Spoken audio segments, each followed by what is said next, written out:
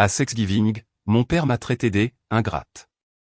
Ils ont vite regretté leurs paroles. Je me suis levé, j'ai souri et levé mon verre. Un toast. À la dernière fois que vous me verrez. La pièce est tombée dans un silence glacial tandis que je quittais la table sous le choc général. Je m'appelle Lily Monroe et j'ai 28 ans. Je vous raconte mon histoire parce que pendant longtemps, je n'ai pas eu de voix.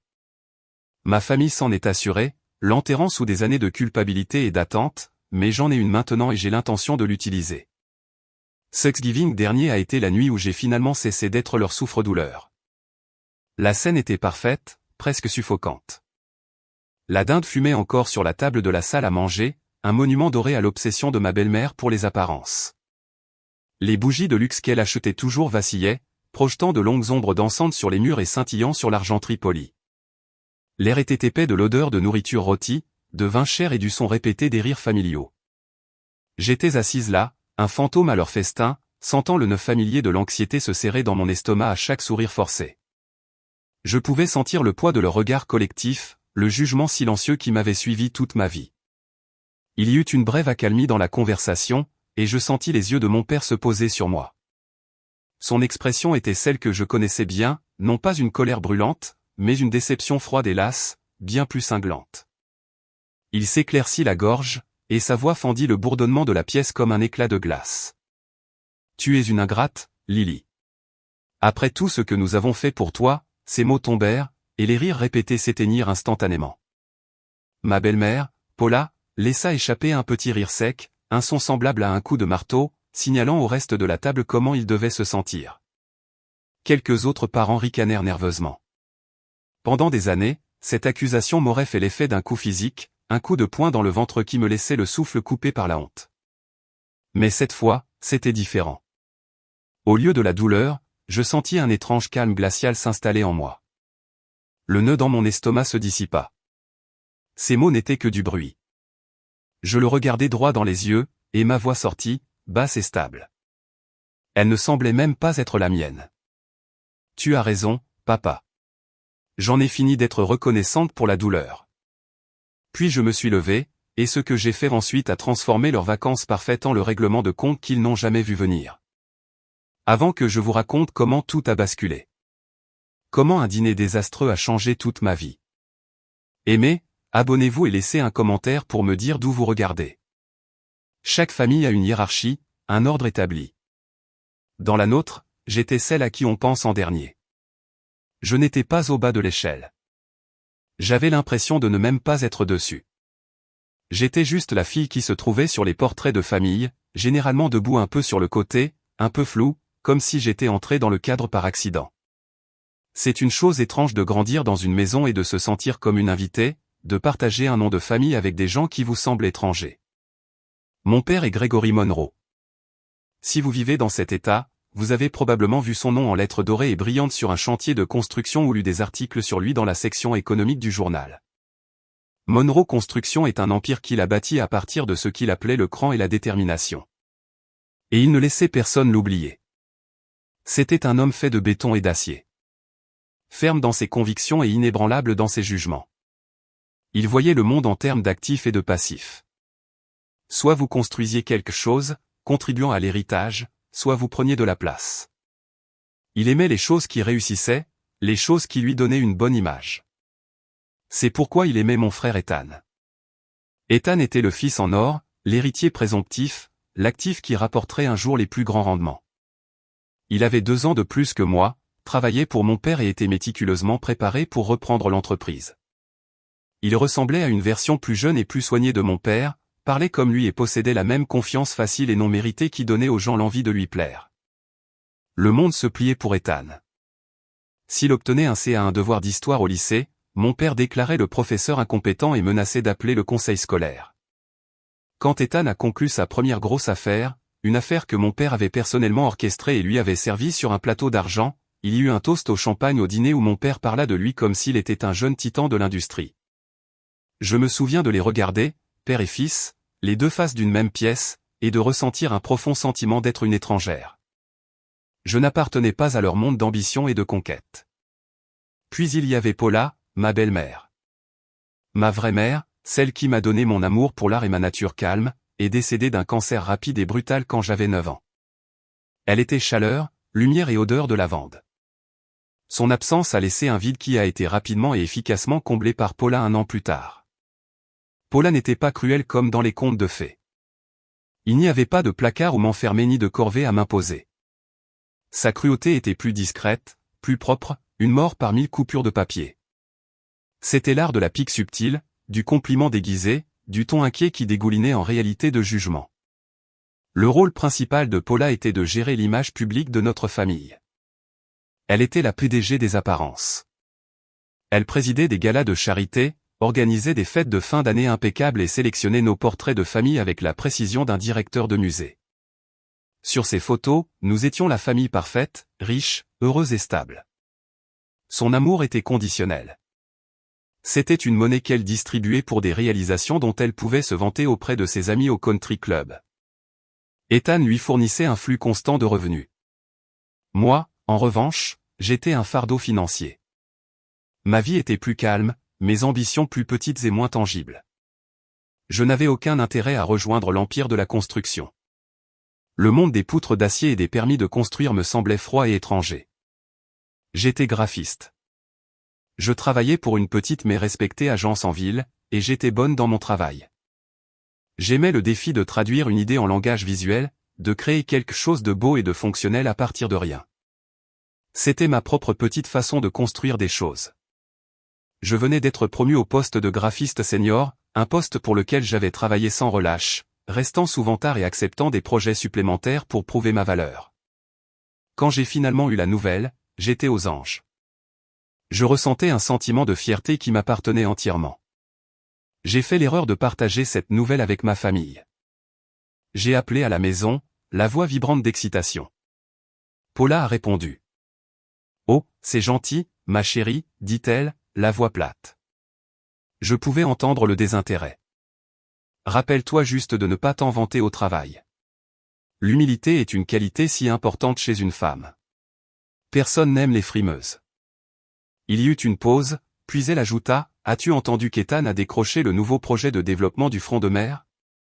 Ton père nous emmène tous au restaurant pour fêter ça. » J'avais raccroché le téléphone et fixé le mur de mon appartement.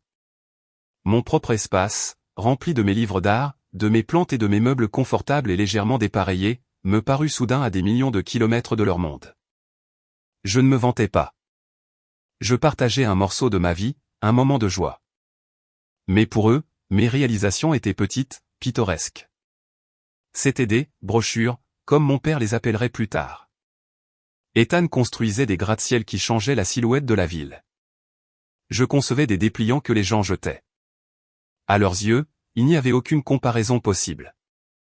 Cette dynamique avait été la toile de fond de toute ma vie. Je me souviens de mon 16e anniversaire. Le 16e anniversaire d'Ethan, 2 ans auparavant, avait été une affaire extravagante organisée dans la salle de bal d'un hôtel du centre-ville. Il y avait un groupe de musique, un traiteur du meilleur restaurant de la ville et près de 200 invités. Mon père avait prononcé un discours sur Ethan, le présentant comme l'avenir du nom Monroe. Pour mes 16 ans, mon père et Paula nous ont emmenés, Ethan et moi, dans un steakhouse calme et guindé. Pendant tout le dîner, la conversation a porté sur les candidatures d'Ethan à l'université. Mon père n'a même pas mentionné mon anniversaire avant que le serveur n'apporte une petite part de cheesecake avec une seule bougie. « Fais un vœu, Lily », avait-il dit, en regardant déjà sa montre. J'ai souhaité pouvoir disparaître. Chaque visite à la maison était une variation de ce même thème. C'était comme monter sur scène au milieu d'une pièce pour laquelle je n'avais pas de script. La conversation tournait toujours autour de Monroe Construction, du dernier succès d'Ethan ou de l'événement caritatif à venir de Paula. Je m'asseyais sur le canapé moelleux de couleur crème sur lequel personne n'était jamais vraiment à l'aise, sirotant un verre d'eau pendant que la conversation coulait autour de moi comme une rivière. Si j'essayais d'intervenir pour partager une anecdote sur mon travail ou un livre que je lisais, le sujet était poliment reconnu puis immédiatement réorienté vers quelque chose de plus important. « C'est intéressant, Lily », disait mon père, un regard vide dans les yeux, avant de se tourner vers mon frère. « Maintenant, Ethan, à propos des permis de construire pour le projet du centre-ville. » Ils appelaient ces rassemblements des traditions familiales. Ils avaient lieu dans la maison stérile et parfaitement décorée où j'ai grandi, un endroit qui ne m'a jamais vraiment semblé être un foyer après le départ de ma mère. Paula avait redécoré, remplaçant le style chaleureux et éclectique de ma mère par des nuances de beige et de gris. C'était un musée d'une famille, pas une vraie. Les photos sur le mur nous montraient souriant lors de voyages au ski et de vacances à la plage, mais c'était des mensonges. C'était des accessoires pour la vie que Paula voulait que tout le monde voie. La réalité, c'était l'humiliation silencieuse servie avec le dessert. C'était la douleur d'être ignoré, l'épuisement d'essayer de mériter une seule miette de véritable éloge et la prise de conscience lente et douloureuse que je ne serais jamais assez pour eux parce que je n'étais pas Ethan. Je n'étais pas un reflet du succès de mon père. J'étais juste Lily, la fille invisible. Et pendant des années, je l'ai acceptée. J'ai appris à survivre en me faisant plus petite. En attendant moins, en trouvant ma validation ailleurs, dans mon travail, dans mes amitiés, dans la solitude tranquille de mon propre appartement. Je souriais. Je restais silencieuse. Et je prétendais que ça ne faisait pas mal. C'était mon rôle. La fille polie, discrète, invisible, qui était juste reconnaissante d'être là. J'ai failli ne pas y aller cette année-là. En fait, j'avais déjà fermement décidé que je n'irais pas. La performance annuelle de Thanksgiving chez mon père était devenue une source de profonde angoisse, une fête que je survivais plutôt que je ne célébrais. L'idée de m'asseoir à cette longue table en acajou poli, de forcer un sourire pendant qu'on portait un toast à mon frère pour le simple fait d'exister, c'était comme avaler délibérément des éclats de verre. Pourquoi faire ? Pour maintenir une fragile illusion de famille à laquelle je ne croyais plus. Je m'étais promis que j'en avais fini avec ça. Mon plan pour la journée était ma propre rébellion tranquille. J'allais me réveiller tôt, conduire jusqu'au parc national et faire une longue randonnée dans l'air frais de l'automne.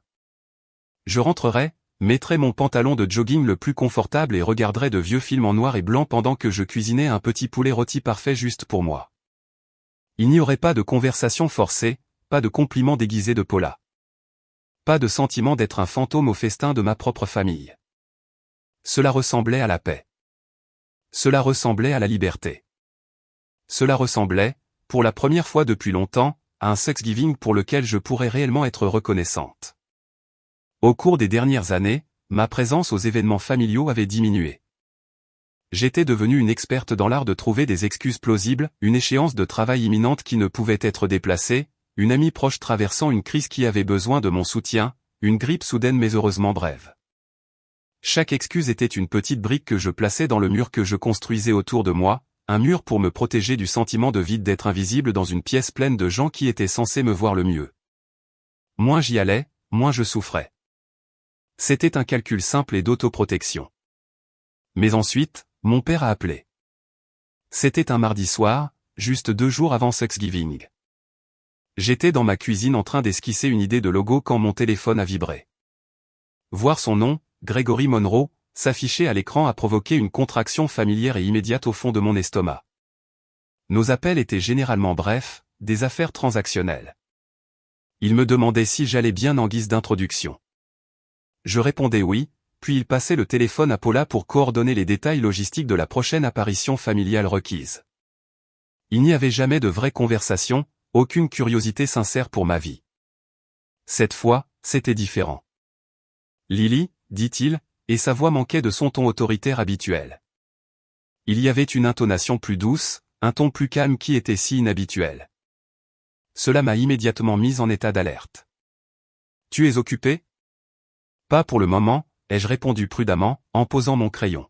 « Bien, bien, dit-il. » Il y eut une pause, et je l'entendis s'éclaircir la gorge. « Ta belle-mère et moi étions en train de parler. Nous savons que tu as été. Eh bien, tu as été distante ces derniers temps. Et nous espérions que tu viendrais pour Thanksgiving cette année. Nous avons invité les Henderson. Tu te souviens de Bill Henderson du club ? Quoi qu'il en soit, ça signifierait beaucoup si tu venais, Lily. La famille devrait être ensemble pendant les fêtes. Les mots flottaient dans l'air entre nous. La famille devrait être ensemble. Le sentiment était si simple, si pur, mais venant de lui, il semblait étranger et compliqué. Une partie de moi, la partie cynique et blessée qui avait été mon principal mécanisme de défense pendant des années, l'a immédiatement reconnu comme une manipulation. Les Henderson venaient. Bill Henderson était un investisseur potentiel dans le nouveau projet de terrain de golf de mon père. Mon père n'invitait pas sa fille. Il distribuait un rôle dans sa pièce de théâtre. Il avait besoin que le portrait de famille soit complet pour son public. Il avait besoin de ses 2 enfants à table pour que la performance de la famille parfaite et stable soit crédible. Mais il y avait une autre partie de moi, une partie plus petite et plus tenace qui refusait de s'éteindre complètement. C'était la petite fille de 9 ans en moi qui regrettait encore son père. Celle qui se souvenait d'un temps avant Paula, avant que l'Empire ne devienne tout. Je me souvenais de lui me poussant sur les balançoires au parc, me disant de pomper avec mes jambes pour que je puisse m'envoler jusqu'à la lune. Il m'appelait sa petite étoile à l'époque. Cette petite fille a entendu la douceur inhabituelle dans sa voix et a murmuré, peut-être qu'il le pense vraiment cette fois. Peut-être qu'il a changé. Peut-être qu'au fond, il me manque vraiment. C'était une pensée dangereuse. L'espoir, j'ai appris, peut être un menteur magnifique et convaincant.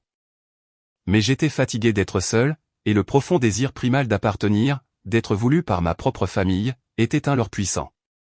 Le fantasme d'un vrai Thanksgiving, un où je me sentirais non seulement toléré, mais vraiment la bienvenue, a pris vie. Je ne sais pas, papa, ai-je hésité. J'avais déjà d'autres plans. Des plans, demanda-t-il, la douceur vacillant un instant. Qu'est-ce qui est plus important que la famille, Lily? Ce n'est qu'une journée. Paula a demandé de tes nouvelles. Ça lui ferait très plaisir. Un autre mensonge. Paula ne m'avait jamais appelé juste pour discuter, mais il savait sur quel bouton appuyer. Le bouton de la culpabilité. Le bouton de l'obligation. Je serai là, je me suis entendu dire, les mots ayant le goût de la reddition. Merveilleux, dit-il, son ton autoritaire habituel revenant instantanément. La transaction était terminée. Le bref moment de vulnérabilité perçu était révolu. Paula sera ravie. On se voit à 15 heures précises. La ligne est devenue silencieuse. Je suis resté dans mon appartement calme, le bourdonnement du réfrigérateur comme seul son, et j'ai senti une vague de regret m'envahir. Je m'étais trahi, mais j'avais donné ma parole. Alors, j'ai repoussé le doute et j'ai décidé d'essayer. Je ferai un dernier effort. Je croirai à ce mensonge une fois de plus. Pour montrer que je venais en toute bonne foi, j'ai décidé d'apporter un dessert. Pas un gâteau acheté en magasin, mais une tarte au pecan maison. C'était la recette de ma mère. La fiche usée et délavée avec son écriture élégante et bouclée était l'une de mes possessions les plus précieuses. Faire cette tarte était un rituel sacré pour moi. Le processus était ma façon de me connecter avec elle, de sentir sa présence dans ma petite cuisine. J'ai mesuré la farine, me souvenant d'elle me montrant comment la raser avec le dos d'un couteau. J'ai grillé les pacanes, l'arôme chaud et noisetté remplissant l'air et me transportant instantanément à l'époque où j'étais une petite fille, debout sur un tabouret, la regardant froncer sans effort les bords d'une pâte à tarte. Faire cette tarte était comme une prière. C'était plus qu'un simple dessert. C'était le seul morceau de ma vraie mère, de notre vraie famille, que j'avais à leur donner. C'était une offrande de paix, un symbole du lien que je désirais encore. Quand je suis arrivé le jour de Thanksgiving, le plat à tarte serré dans mes mains comme un bouclier, la scène familière battait déjà son plein. La maison était impeccable, sentant la dinde rôtie et les bougies parfumées à la cannelle, chères et écœurantes, que Paula affectionnait. Ethan tenait salon dans le salon, un verre de scotch à la main, racontant une histoire exagérée sur une négociation difficile qu'il avait brillamment remportée. Mon père se tenait à ses côtés, rayonnant de fierté, une main possessive sur l'épaule de son fils. Paula voltigeait entre les invités, les Henderson et quelques autres associés de mon père et leurs épouses, riant à des blagues qui n'étaient pas drôles et remplissant les verres de vin, jouant à la perfection le rôle de l'hôtesse parfaite. Personne ne m'a remarqué pendant les premières minutes. Je me tenais dans la grande entrée, un fantôme invisible dans la maison de mon enfance, la tarte de ma mère semblant plus lourde à chaque seconde qui passait. Finalement, le regard de Paula s'est posé sur moi. Lily, tu es venue, s'exclama-t-elle, la voix un peu trop forte, attirant l'attention sur mon arrivée tardive, même si j'étais parfaitement à l'heure. Elle s'est approchée et a embrassé l'air à côté de ma joue, son parfum écrasant. Qu'est-ce que tu as là? Une tarte au pecan, ai-je dit, réussissant un petit sourire. Je l'ai faite. C'est l'ancienne recette de maman. J'ai vu une lueur de quelque chose de l'agacement? Du mépris dans ses yeux avant que son sourire parfait ne revienne en place. Oh, comme c'est pittoresque, dit-elle, me prenant le plat avec un toucher délicat, comme s'il pouvait être contaminé. Je vais juste mettre ça dans la cuisine. Nous avons déjà une tarte à la citrouille du club. Tu sais, celle que ton père adore, mais je suis sûr que nous pouvons trouver une place pour ça quelque part. Elle l'emporta avant que je puisse répondre. Je l'ai regardée entrer dans la cuisine et la poser sur un comptoir encombré à côté d'une pile de courriers et d'un jeu de clés de voiture, déjà oublié. Mon offrande de paix, mon morceau de ma mère, relégué sur la touche sans une seconde pensée. Le froid familier s'installa profondément dans mes os. Rien n'avait changé. Mon père est venu et m'a donné une étreinte raide d'un seul bras. Heureux que tu aies pu venir, dit-il, ses yeux balayant déjà la pièce, à la recherche de quelqu'un de plus important à qui parler. Son attention fut immédiatement ramenée à Ethan. Ethan, tu dois parler à Bill Henderson de l'affaire de la propriété au bord de l'eau. J'ai souri parce que c'est ce que font les filles polies et invisibles. J'ai trouvé un coin tranquille, accepté un verre de vin que je ne voulais pas, et j'ai regardé la performance, sentant mon espoir fragile et insensé s'effondrer en poussière. Le dîner était, en surface, une masterclass de perfection. La mise en scène de Paula était impeccable. La table ressemblait à une page de magazine de décoration intérieure. Une énorme dinde dorée trônait au centre, entourée d'une armée de plats d'accompagnement dans des bols en argent ornés et brillants, une purée de pommes de terre incroyablement crémeuse, des haricots verts vifs amandines avec des amandes parfaitement grillées. Une sauce au canneberge au thon de bijoux qui tremblotait dans un plat en cristal, et des petits pains moelleux nichés dans un panier doublé de lin. La conversation était légère et polie.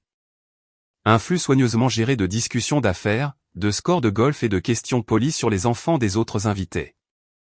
Des enfants qui, apparemment, excellaient tous dans de prestigieuses universités de l'Ivy League ou décrochaient des emplois impressionnants dans la finance et le droit. J'ai surtout écouté, poussant la nourriture riche dans mon assiette, mon appétit ayant disparu au moment où Paula a écarté la tarte de ma mère. J'ai offert un petit sourire exercé lorsque la conversation s'est tournée dans ma direction. Mais j'étais un fantôme au festin. Je faisais ce que j'avais toujours fait.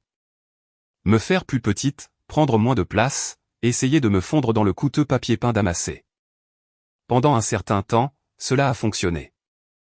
Il y avait une sorte de sécurité dans mon invisibilité. S'il ne me voyait pas, il ne pouvait pas me blesser. Mais la paix, comme toujours, était une illusion fragile. Tout au long du repas, une série de micro-agressions a ébranlé mon sang-froid.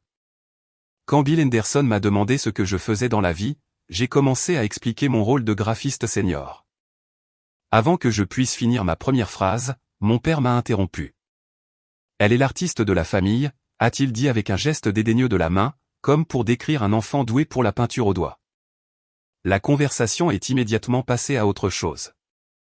Plus tard, lorsque le sujet s'est tourné vers un événement politique récent, j'ai offert une opinion modérée, pour me faire dire par Ethan en riant, « Oh, Lily, tu es si naïf sur la façon dont le monde réel fonctionne. » Il l'a dit avec un sourire charmant, alors tout le monde à table a ri avec lui, mais le message était clair. Tes pensées sont enfantines et n'ont aucune valeur ici. L'étincelle finale s'est allumée pendant l'accalmie entre le plat principal et le dessert. Mon père venait de terminer une longue histoire d'auto-félicitations sur un nouveau terrain de golf qu'il prévoyait de construire. Et Ethan avait ajouté quelques détails techniques sur les systèmes d'irrigation qui avaient fait hocher la tête des autres hommes à table en signe d'appréciation solennelle. Alors que les brefs rires sycophantes s'éteignaient, Paula a tourné toute son attention vers moi. Ses yeux avaient une lueur prédatrice que je ne connaissais que trop bien. C'était le regard qu'elle avait avant de porter le coup de grâce, un mouvement déguisé en sollicitude aimante. « Lily, ma chérie, commença-t-elle, sa voix dégoulinant d'une sollicitude fausse, douceâtre et écœurante qui me fit grincer des dents. « On n'a jamais l'occasion de parler de toi. Dis-moi, tu vois quelqu'un de spécial? Quand vas-tu te poser, ou aimes-tu simplement être célibataire à ton âge ?» La table est devenue silencieuse. Tous les yeux, y compris ceux des invités qui me connaissaient à peine, se sont tournés dans ma direction. Ce n'était pas une question. C'était une humiliation publique. C'était une déclaration, livrée avec un sourire, que j'échouais à la seule tâche qu'elle considérait comme importante pour une femme. Dans son monde, une femme de 28 ans sans homme était un problème à résoudre.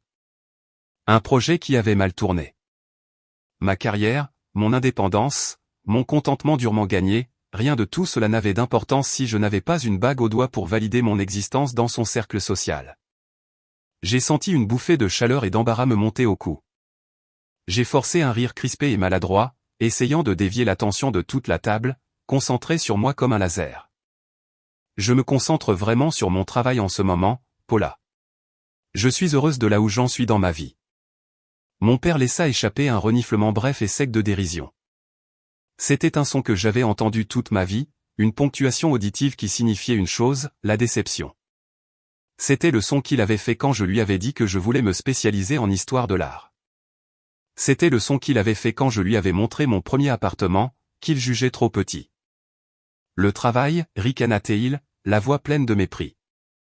Il agita la main d'un air dédaigneux comme pour chasser une mouche. Tu conçois des brochures, Lily. N'allons pas prétendre que c'est une vraie carrière. C'est un passe-temps. Un joli petit passe-temps pour t'occuper. Il fit ensuite un geste avec sa fourchette vers mon frère, qui se pavanait sous la tension. Regarde ton frère. Ethan construit quelque chose de réel, quelque chose qui durera. Il crée un héritage. Tu devrais être plus comme ton frère. Chaque mot était un coup de marteau, démantelant systématiquement mon estime de soi devant un public captif. Des brochures, un passe-temps. Sois plus comme ton frère. Il avait balayé tout mon travail acharné, mes nuits blanches, ma passion pour mon métier et ma récente promotion durement gagnée, et avait tout réduit à quelque chose d'absolument insignifiant. Il ne se contentait pas de ne pas comprendre ce que je faisais. Il le méprisait complètement. Par extension, il me méprisait. J'ai senti le sang me monter aux joues. J'ai dégluti difficilement, essayant de refouler le cocktail acide de colère et de blessure qui me montait à la gorge. J'ai risqué un regard de l'autre côté de la table vers Ethan. Il fixait son assiette, mais je pouvais voir un petit sourire suffisant jouer sur ses lèvres. Il n'allait pas me défendre. Bien sûr que non. Pourquoi le ferait-il? Mon échec perçu ne servait qu'à rendre son succès hérité encore plus brillant. Il était le soleil, et j'étais une lune pâle et insignifiante, visible uniquement par sa lumière réfléchie. J'ai essayé une dernière fois de trouver un terrain d'entente, de désamorcer la situation, de récupérer une minuscule parcelle de ma dignité. Je construis quelque chose aussi, papa, ai-je dit, ma voix à peine un murmure, mais claire dans le silence soudain. Je me construis une vie. Je construis la paix. C'était la mauvaise chose à dire. Le mot « paix » semblait déclencher quelque chose d'explosif en lui. Comme si mon contentement tranquille était une insulte personnelle, un rejet du monde à haute tension et à enjeux élevés qu'il appréciait par-dessus tout. Il a claqué son lourd verre à eau en cristal sur la table. L'eau a débordé du bord et le son sec et percutant a fait sursauter tout le monde. La paix, rugit-il, son visage devenant rouge et tacheté. Tu as le culot de parler de paix dans cette maison. La maison qui paie pour ta vie. Nous t'avons tout donné. Une bonne maison, les meilleures écoles, un filet de sécurité dont tu n'auras jamais à t'inquiéter. Et tu nous le jettes à la figure avec ces absurdités arrogantes sur la paix et les brochures. Tu es une ingrate. Tu devrais être à genoux pour nous remercier pour tout ce que nous avons fait. La pièce est devenue complètement, absolument immobile. Le seul son était le faible tic-tac moqueur de l'horloge de grand-père dans le hall. Tous les invités, les Henderson, les autres associés, me fixaient, leur visage un masque de pitié et de profond malaise. Ils étaient les témoins de mon humiliation. Et voilà, ce mot, ingrate. C'était le mot qu'il avait utilisé toute ma vie pour me faire taire, pour me contrôler, pour invalider mes sentiments. Quand je pleurais parce qu'il avait manqué la pièce de théâtre de ma classe de CM2 pour un dîner d'affaires de dernière minute, j'étais ingrate pour les billets qu'il avait achetés pour toute la classe. Quand j'ai dit que je voulais aller dans une école d'art sur la côte et au lieu de l'école de commerce de l'État où Ethan était allé, j'étais ingrate pour l'avenir qu'il avait prévu pour moi. Quand j'ai choisi ma petite vie tranquille en ville plutôt que le monde bruyant et compétitif dans lequel il vivait, j'étais ingrate pour les opportunités qu'il m'offrait. Ce n'était pas une description de mon comportement. C'était une marque. Il m'avait marqué avec, l'avait gravé dans ma peau pour que chaque fois que je choisissais mon propre chemin, chaque fois que j'avais un sentiment qui ne correspondait pas à ses attentes, je ressente la brûlure de sa désapprobation et ma propre culpabilité subséquente. Pendant 28 ans, j'avais porté cette marque. Mais à ce moment-là, en l'entendant crier à travers la table de Thanksgiving, le son résonnant dans le silence mortifié, j'ai soudain senti son poids devenir insupportable. Ce n'était pas une marque. C'était une cage, et j'en avais fini de vivre à l'intérieur. J'ai regardé autour de cette table parfaitement dressée, et pour la première fois, je ne l'ai pas vue comme une image d'élégance, mais comme un champ de bataille. J'ai vu la porcelaine ridiculement chère. Chaque assiette, un témoignage silencieux de leur obsession des apparences. J'ai vu les verres en cristal étincelant remplis d'un vin qui coûtait plus que mes courses de la semaine. J'ai vu les visages des gens qui me souriaient poliment, mais dont les yeux étaient maintenant remplis d'une pitié clinique et détachée. Ils ne me voyaient pas, moi, Lily. Ils regardaient une scène se dérouler. Un drame familial un peu déplaisant qui ferait de bons potins sur le chemin du retour en voiture. Puis mon regard s'est posé sur ma famille. J'ai regardé mon père, son visage encore rouge de colère juste, sa mâchoire serrée, absolument convaincu de sa propre victimisation. J'ai regardé Paula, son expression d'une satisfaction froide et reptilienne. C'était ce qu'elle voulait. Moi, rabaissé, remise à ma place. Son dîner parfait avait maintenant un climax dramatique et palpitant. Et j'ai regardé Ethan, qui a finalement levé la tête de son assiette et m'a lancé un regard d'exaspération pure. Un regard qui disait « Excuse-toi et fais en sorte que ça s'arrête. Tu gâches tout. » Pendant des années, je l'aurais fait. Ce regard d'Ethan aurait été mon signal. J'aurais marmonné des excuses pathétiques, les yeux fixés sur mes genoux. J'aurais laissé les larmes chaudes de la honte couler en silence, traçant des chemins à travers mon maquillage soigneusement appliqué. J'aurais ravalé la douleur, l'injustice, l'humiliation, et j'aurais prétendu que tout était de ma faute, que c'était moi qui étais trop sensible, trop difficile. J'aurais fait n'importe quoi pour restaurer la paix précieuse et fragile de la famille, une paix artificielle construite sur mon silence. Mais quelque chose en moi, un noyau de force que je croyais érodé jusqu'à la poussière par des années de leur négligence, a finalement cédé. Ce n'était pas un bruit fort et fracassant.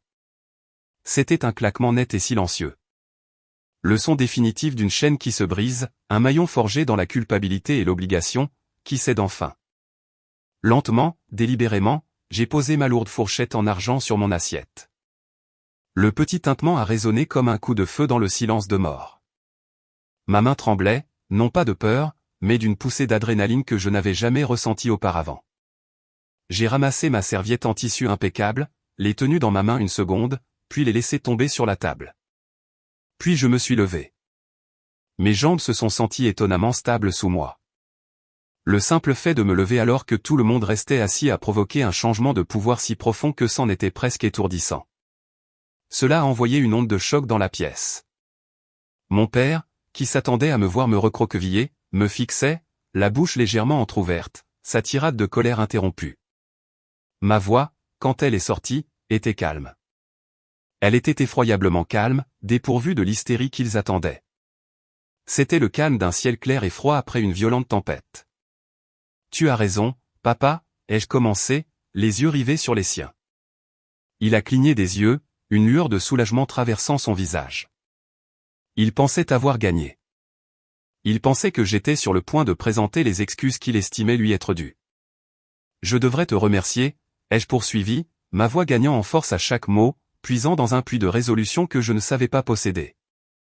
De m'avoir appris exactement ce que l'amour n'est pas. L'amour n'est pas une transaction, papa. Ce n'est pas un bilan où tu suis tout ce que tu m'as donné et où tu attends un remboursement sous forme d'obéissance parfaite. Merci de m'avoir montré que la fierté d'un père peut être une arme utilisée pour abattre une fille qui ne reflète pas l'image que tu veux. Merci de m'avoir appris que le silence, ce n'est pas la paix, c'est le contrôle. C'est la pièce sans air dans laquelle tu enfermes les gens pour qu'ils ne puissent pas respirer. Et merci par-dessus tout pour ce moment, pour m'avoir rappelé exactement pourquoi j'ai cessé de vouloir rentrer à la maison. Un hoquet collectif et audible a parcouru la table. Le sourire parfaitement peint de Paula a disparu, remplacé par un masque de fureur pure. Elle avait perdu le contrôle de sa scène. Ethan a marmonné à voix basse, juste assez fort pour que je l'entende. Une dernière tentative désespérée de me faire taire.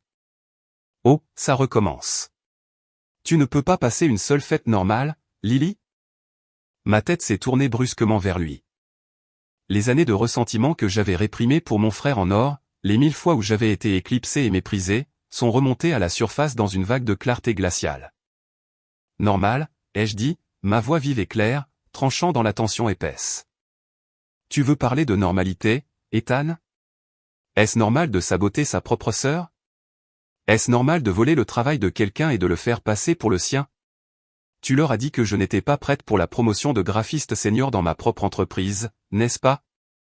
Tu es allé dans mon dos voir mon patron, ton copain de golf Frank, et tu lui as dit que j'étais trop émotive pour un rôle de direction.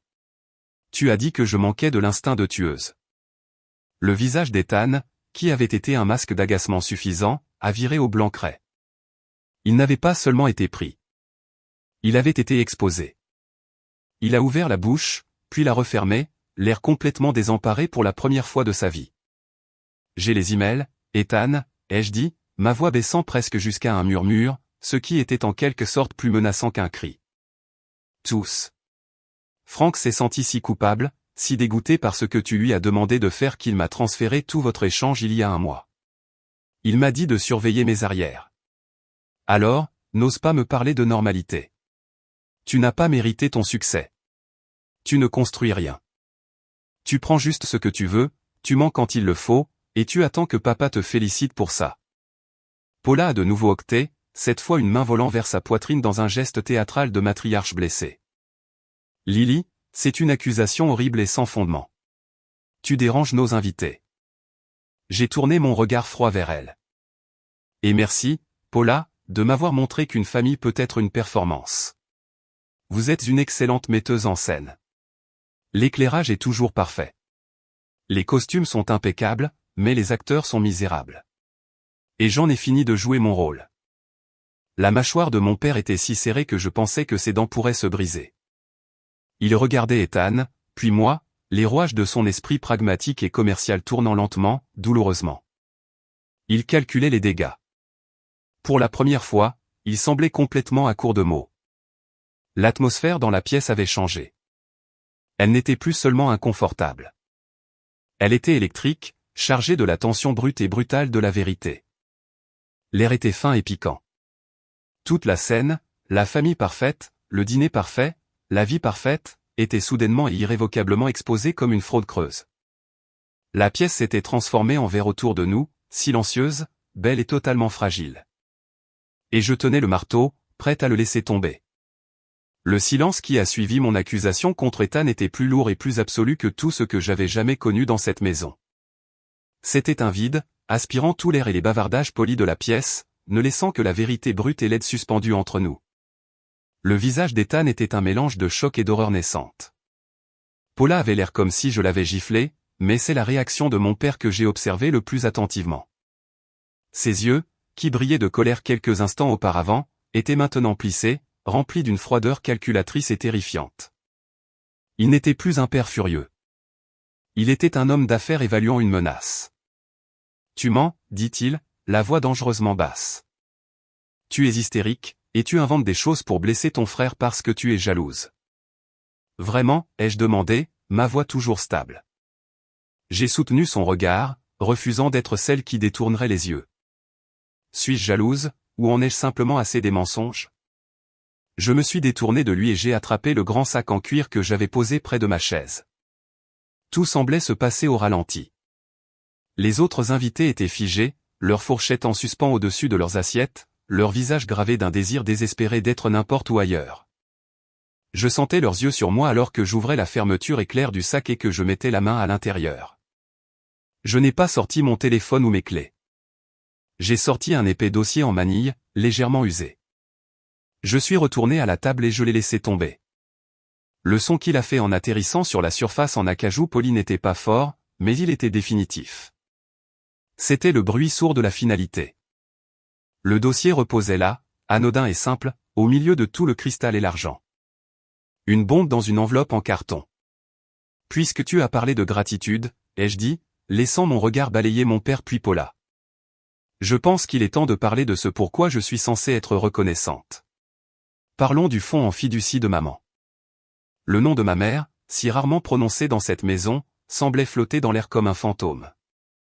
Le visage de mon père, qui avait été pâle, est devenu complètement blanc. La fourchette d'Ethan, qu'il serrait dans sa main, s'est figé en l'air. Il a regardé du dossier vers moi, la confusion luttant avec la peur dans ses yeux. Paula a été la première à retrouver sa voix, bien qu'elle soit sortie comme un murmure étranglé. Lily, c'est une affaire de famille privée. Tu fais une scène devant nos invités. Elle a lancé un regard paniqué et d'excuses vers les Henderson. Je lui ai offert un sourire qui ne contenait aucune chaleur. C'était une affaire privée, ai-je convenu. Ma voix était vive et nette comme du verre brisé. C'était privé quand papa et toi avez décidé d'emprunter 50 000 $ dessus juste après la mort de maman. C'était privé quand vous m'avez dit que le fonds était peu performant et que les rendements étaient minimes. Et c'était particulièrement privé quand vous avez falsifié ma signature sur le formulaire d'autorisation de retrait. Mon père s'est levé d'un bond de sa chaise, son contrôle cédant enfin. Les lourds pieds de la chaise ont raclé bruyamment le parquet. « Où as-tu eu ça » aboya-t-il, les yeux fous, en pointant un doigt tremblant vers le dossier. « Ce sont des informations privées. Je les ai eues de monsieur Abernathy, ai-je dit calmement. L'avocat de la succession de maman. Vous ne vous souvenez probablement pas de lui. Vous l'avez renvoyé après les funérailles et avez fait appel à vos propres requins d'entreprise. Mais maman était intelligente. Elle lui faisait plus confiance qu'à vous. Et elle lui a laissé un jeu complet de copies originales de tout. Quand j'ai commencé à avoir des questions il y a quelques mois, il a été plus qu'heureux de m'expliquer les relevés, les vrais. J'ai tendu la main et j'ai ouvert le dossier. À l'intérieur se trouvaient des relevés bancaires, des bordereaux de retrait et une copie de l'accord de fiducie. Sur le dessus, il y avait une seule feuille de papier sous une protection en plastique. C'était le formulaire de retrait, et en bas, d'une main maladroite et incertaine, se trouvait une signature qui était censée être la mienne. C'était une terrible contrefaçon. Vous voyez, ai-je expliqué à la salle silencieuse et horrifiée. Ma mère a créé cette fiducie pour moi. C'était mon héritage d'elle, destiné à être utilisé pour un acompte sur une maison ou pour démarrer une entreprise. C'était mon avenir. Et vous ? J'ai regardé directement mon père. Vous l'avez volé. Vous l'avez volé pour couvrir les dettes de jeu d'Ethan de sa première année d'université. Ethan a émis un petit son étranglé. Il nous avait dit qu'il avait obtenu un prêt étudiant. Un autre mensonge dans une famille construite sur eux. Nous ne l'avons pas volé, a insisté Paula, sa voix montant avec la panique. C'était un prêt. Nous allions le rembourser. Vraiment, ai-je demandé. Ça fait presque 10 ans, Paula. Il n'y a pas eu un seul dépôt de retour sur le compte. Juste plus de retrait pour l'adhésion au country club, pour votre voiture. Vous avez utilisé l'argent de ma mère, l'argent qu'elle a laissé pour me protéger, pour financer votre style de vie et nettoyer les dégâts de votre fils. Le poids de cette vérité, dite à voix haute pour la première fois, était plus lourd que n'importe quel plat de dinde. C'était suffocant. Les invités fixaient leurs assiettes, le plafond, n'importe où sauf ma famille. L'illusion n'était pas seulement fissurée. Elle avait été pulvérisée. La famille Monroe parfaite était une imposture. Et en voici la preuve, reposant au centre de leur parfaite table de Thanksgiving. Le visage de mon père était une vision terrifiante. La couleur s'en était complètement retirée, laissant derrière elle une pâleur grisâtre. Sa respiration était saccadée, et ses mains étaient serrées en poing à ses côtés. L'homme d'affaires calculateur avait disparu, remplacé par un animal acculé. Tout son pouvoir, tout son contrôle lui avait été arraché dans sa propre salle à manger, devant son propre public trié sur le volet. Il avait été exposé et il ne pouvait pas le supporter. Sors, gronda-t-il, les mots s'arrachant de sa gorge. Sors de ma maison maintenant. Je l'ai regardé, l'homme qui était censé être mon protecteur, et je n'ai ressenti qu'une profonde et douloureuse pitié. Il n'était pas un titan. Il était juste un tyran qui avait finalement rencontré quelqu'un qui ne broncherait pas. Je suis déjà parti, papa, ai-je dit doucement, les mots remplis d'un chagrin qu'il ne comprendrait jamais. Je suis parti il y a des années. Vous ne l'avez juste pas remarqué. Émotionnellement, j'avais déménagé de cette maison le jour où Paula avait emménagé. J'étais parti un peu plus à chaque fois que mes réalisations étaient rejetées. Chaque fois qu'Ethan était loué pour respirer, chaque fois que je sentais la piqûre froide de leur indifférence. Mon corps était la seule chose qui avait continué à visiter par un sens du devoir mal avisé. Maintenant, c'était fini aussi. Ethan s'est enfin mis en action, commençant à marmonner quelque chose sur des malentendus. Lily, allez. On peut en parler. C'est juste un malentendu. Non, Ethan, ai-je dit en me tournant vers lui. C'est le premier moment de parfaite compréhension que nous ayons jamais eu dans cette famille. Même Paula, la maîtresse des apparences, semblait secouée et perdue. Son armure sociale avait été percée, et elle n'avait pas de scénario pour cette situation. Ses invités assistaient à la plus laide des réalités, et il n'y avait aucun moyen de la présenter sous un jour plus acceptable. J'ai calmement rassemblé les papiers, les ai glissés de nouveau dans le dossier en manille. Je les ramassai, les glissai sous mon bras, et j'ai marché vers l'entrée. Je pouvais sentir tous les yeux sur mon dos. Le silence était absolu, rompu seulement par le bruit de mes pas sur le parquet. J'ai atteint la porte, attrapé mon manteau sur le porte-manteau, et l'ai jeté sur mon épaule.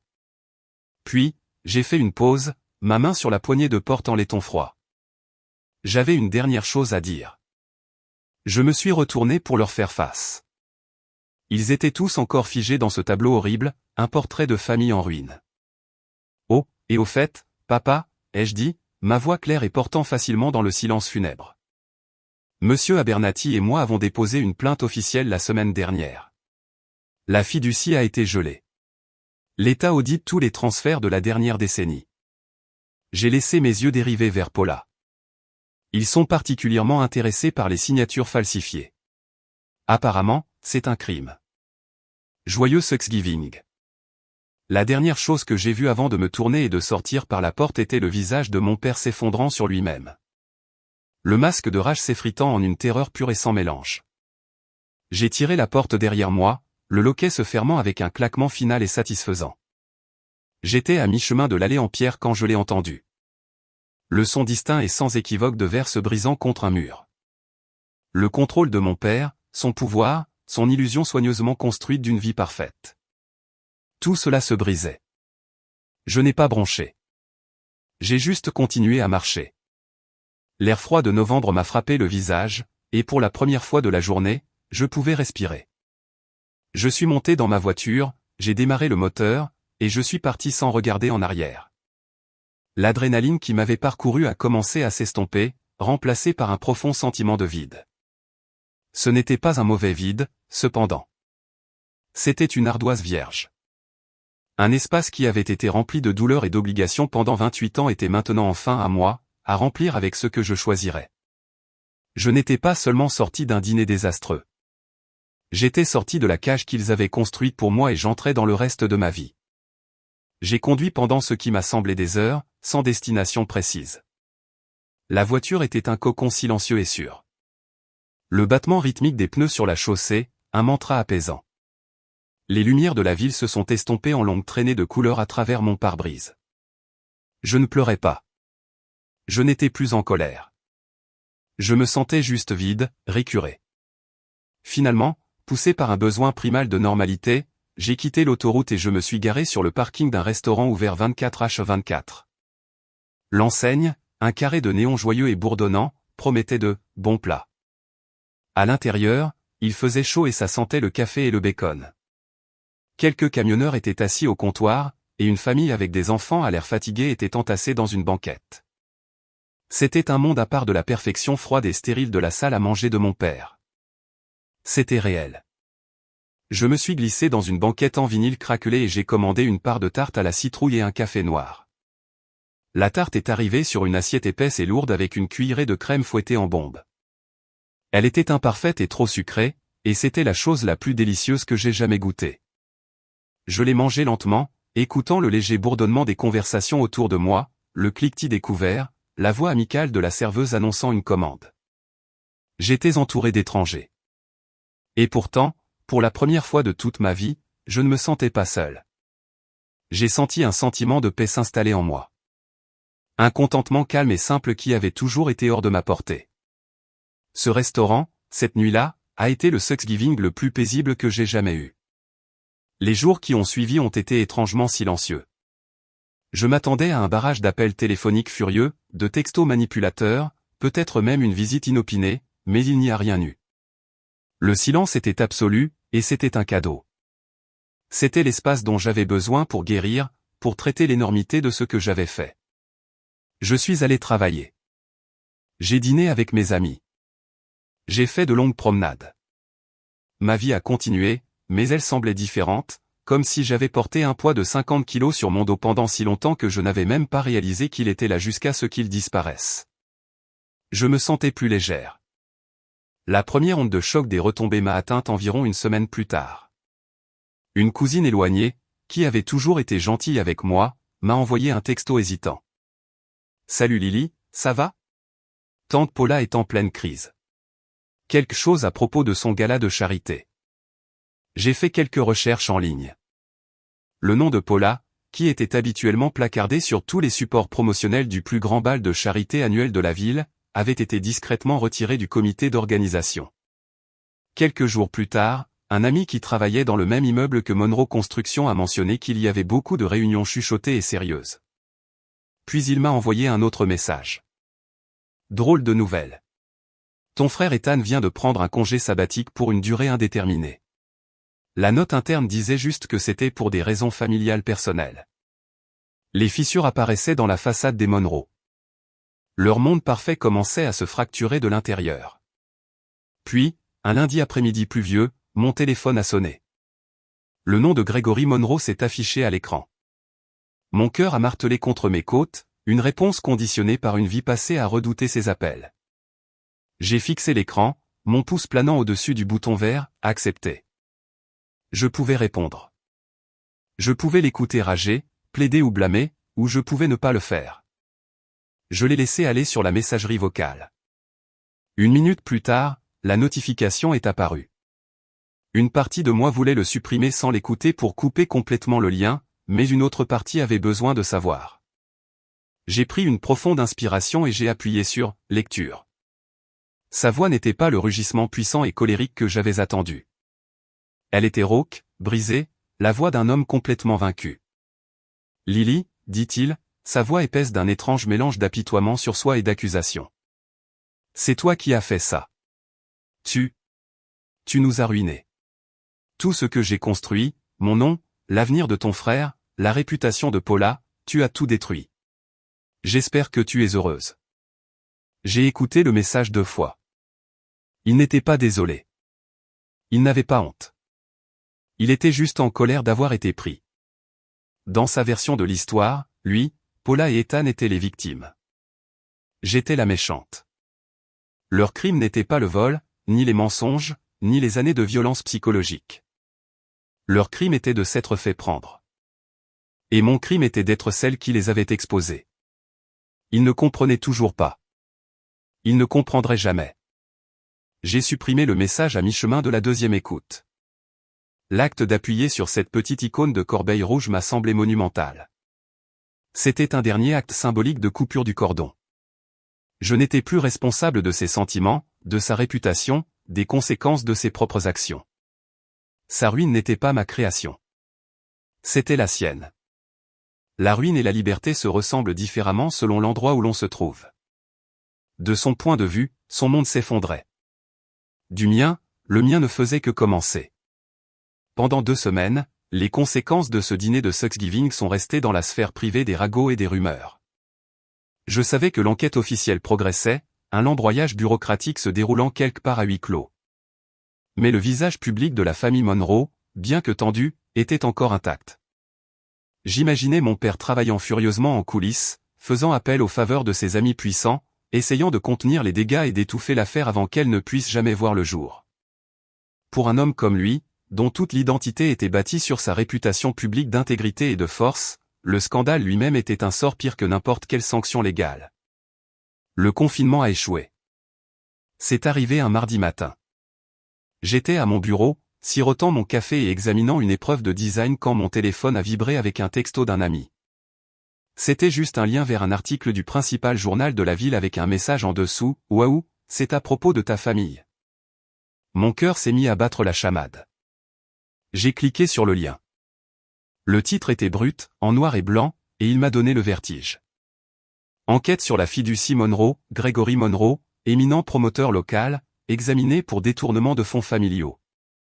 J'ai lu l'article, mes yeux balayant les mots, mon cerveau luttant pour traiter le fait que ma douleur privée était maintenant un document public. Tout y était. Il mentionnait un audit officiel par l'unité des crimes financiers de l'État. Il citait des experts juridiques sur la gravité de la mauvaise gestion d'une fiducie et les charges pénales associées à la contrefaçon. Il n'avait pas tous les détails sordides. Il ne mentionnait pas les dettes de jeu d'Ethan ou la voiture de Paula, mais il n'en avait pas besoin. L'expression « manquement à l'obligation fiduciaire », répétée plusieurs fois, était un terme froid et légaliste pour ce que j'avais vécu comme une trahison profonde et personnelle. Voir tout cela exposé dans le langage objectif et impitoyable d'un article de presse était une forme étrange et puissante de validation. Je n'étais pas la fille ingrate, hystérique et jalouse que mon père m'avait accusée d'être. J'étais une personne dont la confiance avait été violée, dont l'héritage avait été volé, et dont l'histoire était maintenant suffisamment crédible pour être imprimée dans le journal à la vue de toute la ville. L'article s'est répandu comme une traînée de poudre. Le nom Monroe, autrefois symbole d'honneur, d'ambition et de succès, était maintenant entaché par le scandale.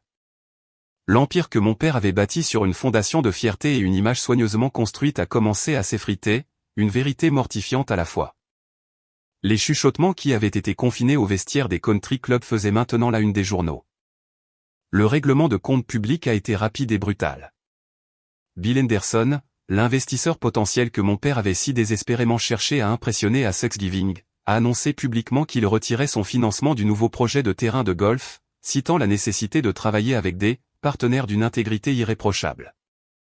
Une importante organisation philanthropique, au sein de laquelle Paula avait consacré des années de sa vie pour grimper au sommet de son échelle sociale, a publié une déclaration officielle lui demandant de se retirer du conseil d'administration en attendant les résultats de l'enquête. Ethan, il s'est avéré, n'avait pas pris de congé sabbatique. Il avait été renvoyé. L'entreprise pour laquelle il travaillait ne pouvait pas se permettre d'avoir un cadre impliqué dans un scandale financier. J'ai observé tout cela de loin, comme si je regardais la démolition contrôlée d'un bâtiment où j'avais vécu. Il n'y avait aucune joie là-dedans, aucune jubilation triomphale. Il y avait juste un sentiment de justice calme et sobre. C'était la conséquence inévitable de leur choix. Mon père avait bâti son nom sur une illusion d'honneur. Il avait vendu au monde l'histoire d'un homme de famille fort et intègre. Tandis qu'à huis clos, il était un voleur et un tyran. Moi, d'un autre côté, j'avais passé ma vie dans l'ombre, essayant tranquillement de construire une petite vie basée sur quelque chose de réel. Mon travail, mes amitiés, mon honnêteté. Et à la fin, seule l'une de ces fondations pouvait résister à la tempête. Son empire de mensonges s'est brisé au premier contact avec la vérité. Ma petite vie, construite sur un sol solide, est restée inébranlable. Il m'avait accusé de les avoir ruinés, mais je connaissais la vérité. Je ne les avais pas ruinés. J'avais simplement allumé la lumière, et le monde entier pouvait enfin voir le désordre qu'ils avaient fait dans le noir. Ce Thanksgiving, ma table était petite. Il n'y avait pas d'acajou poli, pas de cristal étincelant, pas d'armée de plats de service en argent. Ma petite table à manger en chêne, que j'ai achetée dans un magasin d'occasion et que j'ai amoureusement restaurée moi-même, était dressée pour 4. Il n'y avait que moi, mon petit ami Noah, un homme gentil et stable qui écoutait plus qu'il ne parlait, et 2 de mes plus proches amis du travail. Il n'y avait pas d'arrangements floraux coûteux achetés en magasin, juste un simple bouquet de fleurs sauvages dans un bocal maçonne. Il n'y avait pas d'histoire répétée de conquête commerciale, juste une conversation facile et des rires authentiques et non forcés. Au lieu d'une dinde massive, nous avions un poulet parfaitement rôti entouré de bols de purée de pommes de terre et de haricots verts que nous avions tous préparés ensemble dans ma petite cuisine. Et sur le comptoir, refroidissant sur une grille, il y avait une tarte au pacan maison. J'avais de nouveau utilisé la recette de ma mère, mais cette fois, ce n'était pas une offrande de paix. Ce n'était pas un appel désespéré à être vu ou aimé. C'était une célébration. C'était une façon d'honorer sa mémoire dans un espace sûr et rempli d'affection réelle. Alors que nous étions assis autour de la table, la lumière chaude de mon petit appartement faisant tout briller, Noah a tendu la main et a serré la mienne. Il avait été mon roc au cours de l'année écoulée, écoutant patiemment alors que je naviguais dans les conséquences compliquées de ma décision. Il ne m'a jamais dit quoi faire. Il m'a juste rappelé que mes sentiments étaient valides. « Ça va ?» demanda-t-il doucement, ses yeux scrutant les miens. Il n'a pas eu besoin de préciser ce qu'il voulait dire.